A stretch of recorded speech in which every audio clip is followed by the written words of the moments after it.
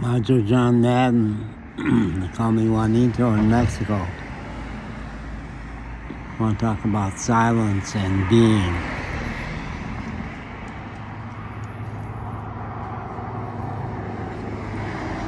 You can look for quiet places. When I had my camper van, I could drive to places in the woods where nobody was. Maybe a mountain stream. Being a pedestrian down here in Nashville now, I can look for places where the sun is shining on a cold day and you have shelter from the wind. But then sometimes silence comes to you when the light changes. Traffic is not moving because the light is red.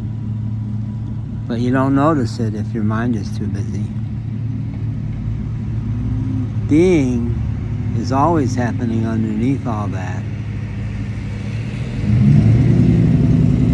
Whether it's noisy, whether a noisy truck is going by. Friday after Thanksgiving when not much traffic is moving. Being is there all the time. But most people don't notice it. You need to have most of your trauma released. You need to be listening to the voice for God more than you listen to any other outside norms or rules or laws. You need to be present.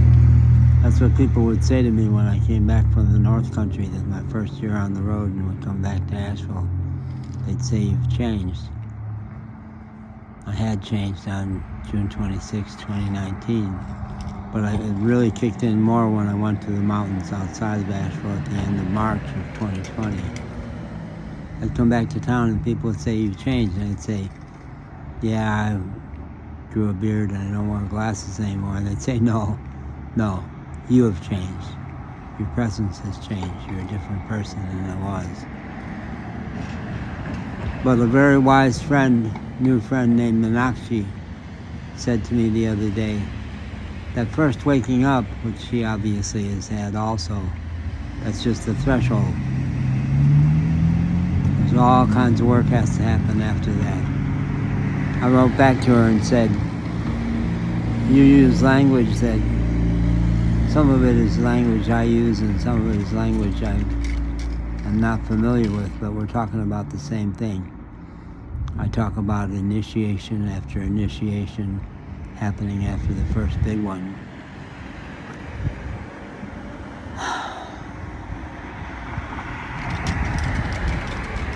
But no matter how many initiations I've had, it still requires sometimes making tough choices.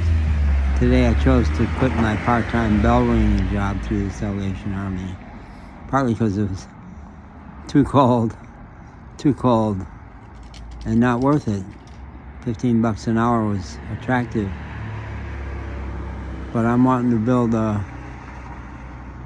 mentoring business. I need my time for things that are much more high priority for me.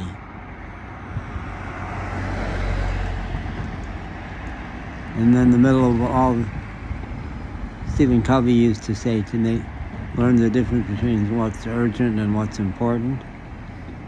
But even under what's important is what's existential, what has to do with your existence itself. And that's not doing, it's not looking and seeking, it's letting it come to you. And when it does, you're lucky. You need to be grateful. I'm real grateful right now.